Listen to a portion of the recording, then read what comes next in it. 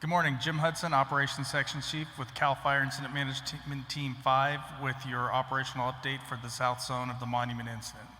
We'll begin up in Junction City, where we continue to coordinate with the Alaska team in the northern zone. Moving to Junction City, the lines held very well yesterday. We continue to improve those lines and insert hose lays. We saw very little fire progression in the Junction City yesterday and no spot fires in the area. As we move down towards the south, we continue to reinforce Dutch Creek Road and insert crews. It is backing down off the ridge into the creek bed.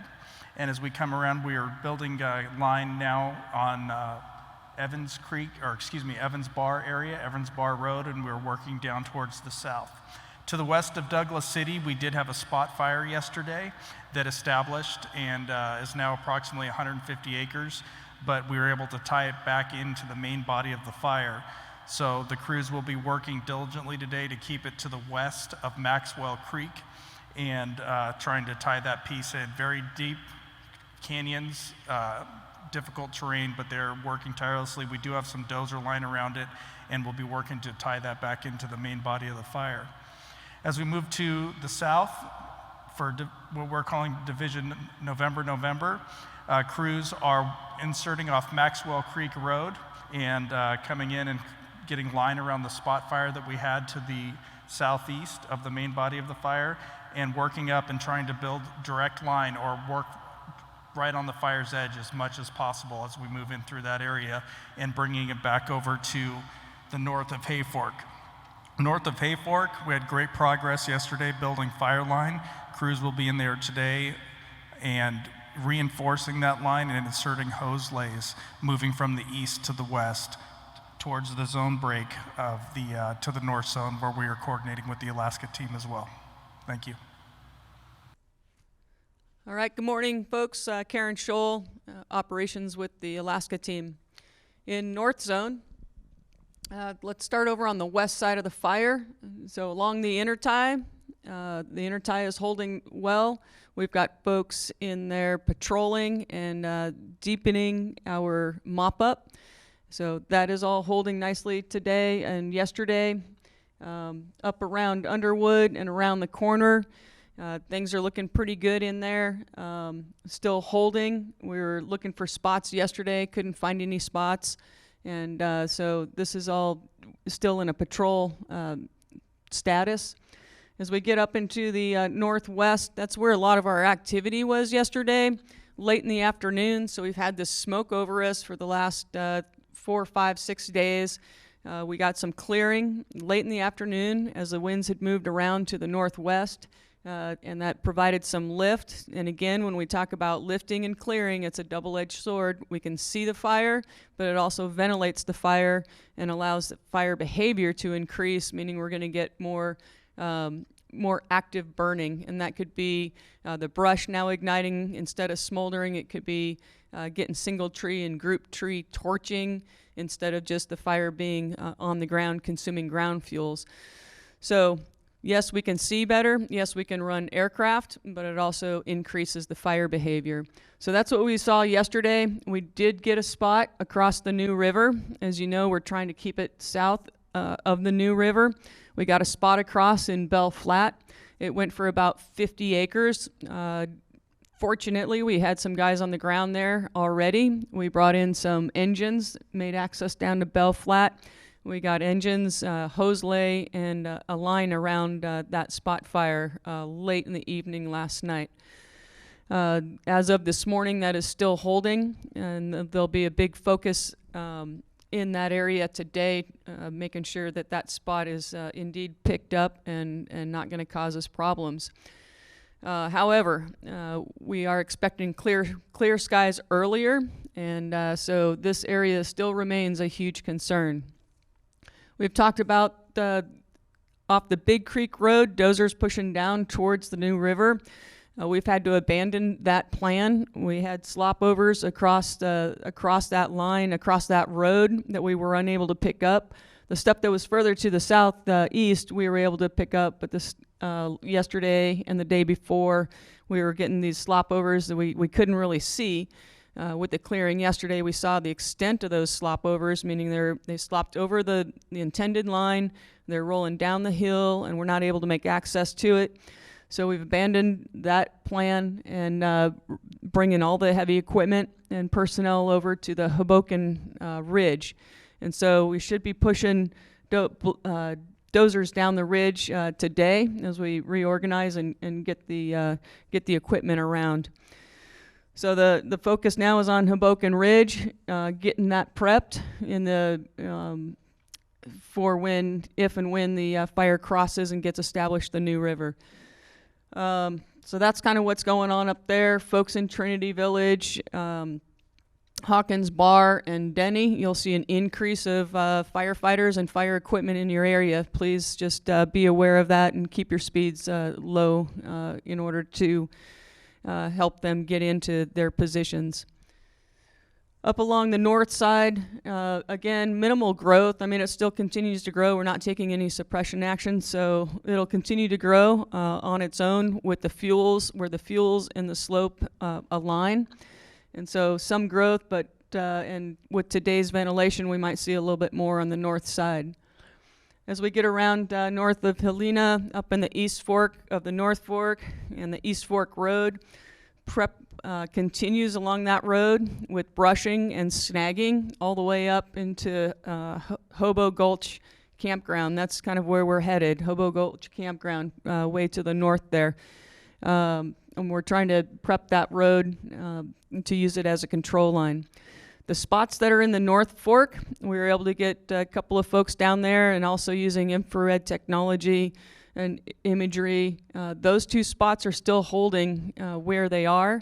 Had minimal activity on them yesterday. Doesn't mean they're out, doesn't mean they won't be a problem, but yesterday things were holding right where they were. We are seeing on our infrared imagery that there is a lot of heat in this area. And so if we get clear skies and we can fly, we'll try and cool that down. However, our priority right now is where the structures are closest to the fire, and that's over on the northwest side for us. Our folks will continue to patrol and monitor along the 299 corridor, and we're also continuing to develop our plans further to the east, to the north and west of Weaverville, and improving dozer lines that have been previously put in and getting those prepped for fire as it wants to advance and around towards Weaverville. So we've got a couple of lines in, we've got a couple of contingency lines and options in. Generally the first line of defense on something like this may not be successful. So we're putting in additional lines and additional plans. We also still assisting CAL FIRE when asked, and I think Jim just did probably a good synopsis of what happened down in the South Zone. And then as his resources, CAL FIRE resources, come across towards the 9 Mile Bridge and bring their containment lines to the west, that's where we're going to be tying in with him and his folks, and bringing that containment line around towards Patterson Peak Road, the Jeep Trail, and the Ridge. And so this is where Zulu is focusing a lot of their attention. We do have up in the hay press area, we had a slop. We've got folks around that slop and are mopping it up. And this is basically what we call an anchor point. So we're trying to work off of this. It's a safe place to work. It's a place where fire won't flank around us. And so now we're trying to keep fire to the south of the Patterson Ridge Road. We've got dozers pushed all the way across already. We have masticators about halfway across, trying to clean up that excess material and make sure that it is reduce the possibility of catching spots increase the ability to catch spots, reduce spots actually taking in that the material that the dozers are pushing out of the way. We also have some check lines that we're pushing with dozers on some of these prominent ridges. And what those check lines do is this main fire wants to come across as moving with topography and the terrain and the fuels. What the check lines do is allows us to put a little bit of fire right on those ridges and take the heat out of it so it doesn't advance. This is a very, very small scale of what we're doing with the firing. It's just putting a little bit of heat so that firefighters can continue to move and operate in a safe manner without that main fire wanting to hook around and compromise their positions. So that's what's happening here along the Pattison Ridge, and plans continue, and moving equipment in, and equipment's working towards each other to close this off. So once a dozer line gets in, there's a lot of other work that has to be done. So it's not just the dozer line's in and it's ready to burn or we're ready to defend. We have to plumb it, we have to lay hose, we have to do mastication, we have to remove a lot of that material out of the way. So even though we say, okay, the dozer line's in, doesn't mean it's ready to go. So a lot of effort is concentrated in this area to get that ready, and it'll be a couple of days before we're absolutely ready. So this is a long-term project. There's a lot of country in here, big, steep, rugged country that we don't have a lot of other options in. So that's a big focus here. We also are developing plans for high and palm, and for the protection of high and palm, and trying to keep that fire from moving towards the south and west towards high and palm. We're feeling pretty okay about this, not 100%, but we're feeling pretty good about the containment along the intertie area. For today, just want to talk about infrared imagery, because I know a lot of folks out there have that access to some imagery, and so we have different platforms that we're using out here. So we have small tabletop size unmanned aerial systems called UAS, or commonly known as a drone.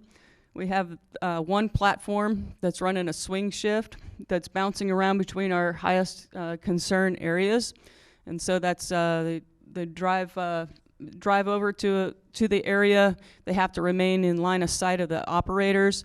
They have to get clearance under the fire traffic area, the TFR that's in place over this whole area, and so they're in communication with all the ground folks.